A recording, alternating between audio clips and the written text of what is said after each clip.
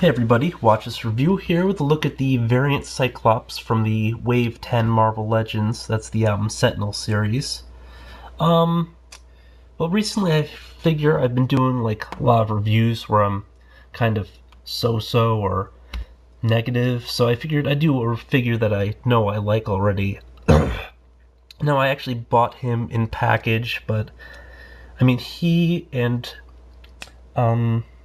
Pyro, I just like so much, I took them out of package. I actually filmed some still shots, well, not stills, just a soundless version of just inspection of the package, which I was going to voice over and upload, but I figure that all the packaging from most of these Marvel Legends looks basically the same, so you aren't really gaining anything.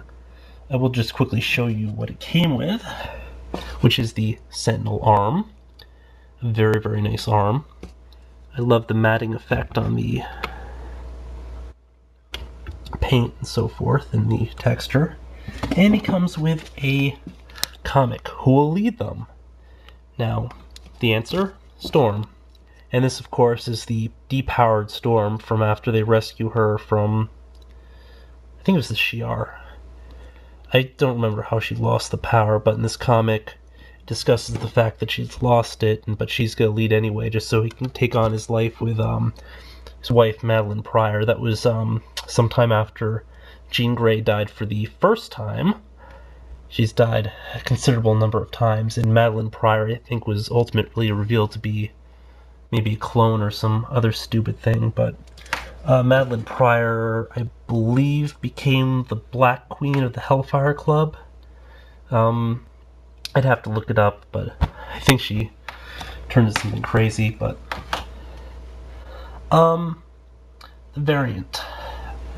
Now, originally I was going to get the normal version, but I saw a bundled deal where the seller was selling a variant Angel and a variant Cyclops. And I figured, you know, it's a good price. Might as well just get both of them, because I figured I might get Angel later anyway. Oh, one other thing that really annoys me that I'm not even. But I mean, look at this.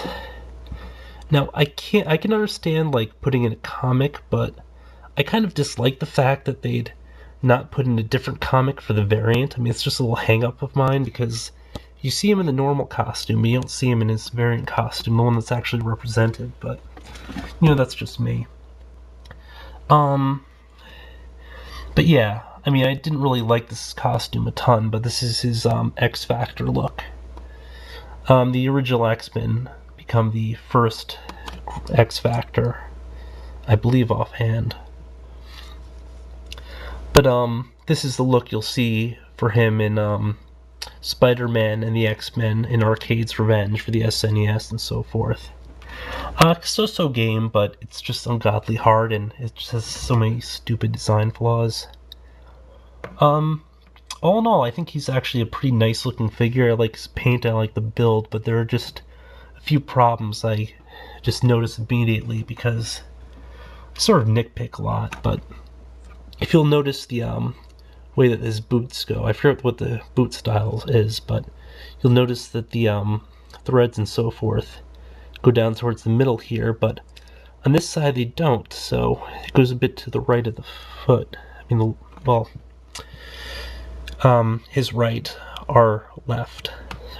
But I mean, I'm kind of like symmetry. Like, I totally hate when you have a figure with one closed fist and one open hand, because it's just completely awful. But he, of course, has both open hands and you can close them, but you can't do much with it just because the way that it's set up. Like, it doesn't actually become like a fist or anything. I guess he could kind of grasp stuff, but I like the open hand look. And now they goofed up the paint on some of the joints over here. Like, you'll notice that this is clearly a different texture and color. Like, they didn't even bother painting it. But in terms of articulation, he's got his fingers are one solid piece. See? The wrist will move up and down. Its pin joints, both really visible pin joints. The forearm can twist, full 360, if you are so inclined. A double jointed elbow. See more pin joints there. Bicep will do a 360. Ball joint shoulder, just such an obvious looking ball joint, which I kind of like just given the symmetry of the figure. Head will move. The face texture, the color here is kind of funky, because I thought he was like a paler character. Mine has a paint flaw on the top where it's got a scrape or two, and then a few bleed effects, but other than that, it's just a really nice looking paint texturing job, because you've got the blue with various darker shades and just a speckling here to show just the muscles and so forth. I really love the paint on this, even though it has some flaws, like this is clearly a different color than the stripes on him, but it really goes to the figure as a whole. Some bleed on my mask. I don't know if they all have bleed between visor and the actual ruby-quartz gem. Oh, interesting fact about that. Depending on which version of the X-Men you're reading, he needs the visor to keep in the energy, otherwise he just repeatedly projected. It's actually powered by the sun, so if he just stayed underground the whole time, he wouldn't need the visor or anything, because he wouldn't be able to expel his concussive force blasts, or whatever his optic beams and optic blasts are called. In the original in the X-Men Legends series, he has like his optic beam, which is just a straight beam. He has the blast, which is a pretty kick-ass radial blast that kind of extends. I really recommend the X-Men Legends series. They were pretty cool. I mean, the Marvel Ultimate Alliance I didn't like as much. The bosses were a lot better. But yeah, the two explanations, or actually three.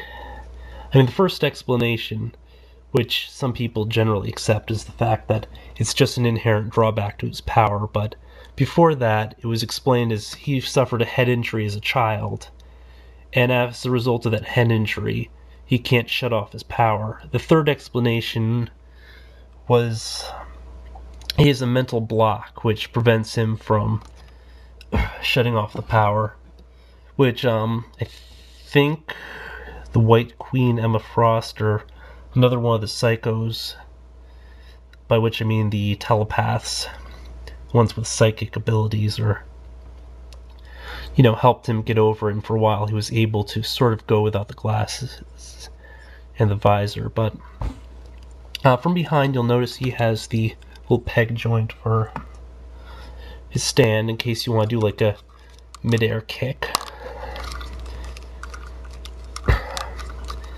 I mean, of course, he'd probably never do this because he can shoot lasers from his eyes, but in case you wanted to do like a kick, I think he's basically has like an unlimited energy. I mean, I can't remember offhand any time when he's just been not able to use his lasers. No ab joint, which is kind of disappointing, but he still has the waist joint, which will go full 360. Decent leg joint for the ball joint in the hip. He'll do the normal range of motion. It's got a good amount of stiffness to it, so it won't just go off. The upper thigh will do a 360 as well. He doesn't have anything on the calf. I mean, it looks like this is a separate piece, but it's all solid.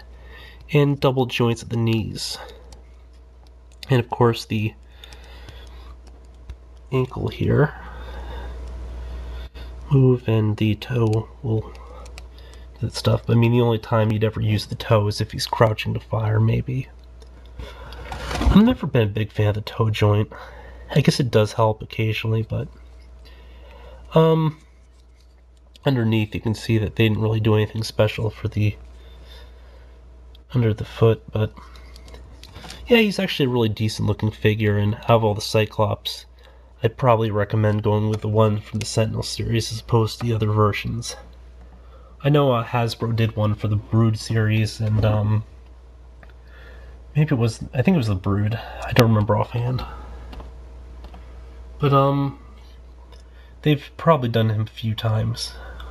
I can't remember all the times they might have done him, but yeah, I think he's a great looking figure. I honestly would say that this version's probably the best. I mean, I was really gonna go for the normal version or the variant just because I like the costume better, but now that I actually have this in hand and so forth, I've had it for a while, I really prefer this one over the other. After seeing the reviews for the other and just noticing that the figure just looks a little plain, because it doesn't have as much color variety to it, because the coloration for it's just yellow gloves and boots, and then it's just a straight up blue costume with I guess a little deeper shadowing effects. Just more of a black than a change in tone. But I like this figure. I'd recommend people get him. If not for him, then so they can eventually build their own Sentinel or buy the Sentinel separately, because the Sentinel is just the freaking coolest build-a-figure. Or one of the coolest. Size-wise, he's about 6 inches.